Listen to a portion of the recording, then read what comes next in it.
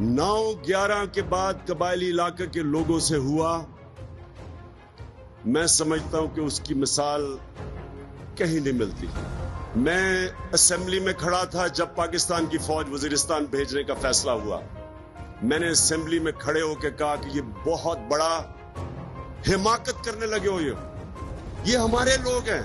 अगर आपको कोई डर है कि जी अल-कायदा वहां कबायली इलाके में अफगानिस्तान से आ गई, तो अपने लोगों को कहो। कबाइल का पूरा निजाम इंटैक्ट था।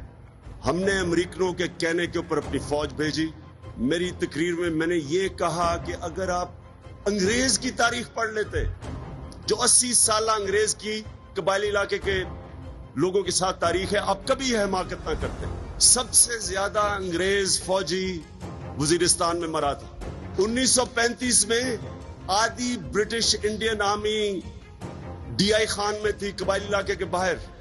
तो वो जो अंग्रेज जो सुपर पावर थी, वो जब उनको काबू नहीं पा सका, तो हमें क्या जरूरत पड़ी थी अपनी फौज अपने लोगों के ऊपर वहां भिजवा दें।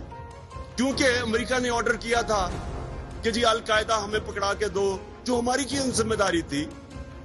अल-कायदा ईरान में भी गए, उन्होंने क्यों नहीं मिलिट्री ऑपरेशन शुरू कर दिए अमेरिका के कहने पे। बहुत बड़ी हमने अपने कौम से, पाकिस्तान से और कबायली इलाके के लोगों से हमने बहुत बड़ा जुल्म किया।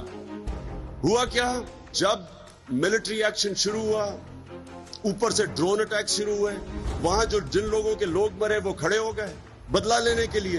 अब बदला लेने के लिए पाकिस्तानी फौज सामने थी। हमने अपनी फौज और अपने लोगों को लड़ा दिया। वहां जो तबाही मची कबायली इलाके में, वो अब तारीख का हिस्सा है। और सिर्फ अमेरिका के कहने पे हमने ये किया। और जब भी इस मुल्क की तारीख लिखी जाएगी और ये हम पीछे देखेंगे, ये बहुत बड़ा हमने जुर्म किया।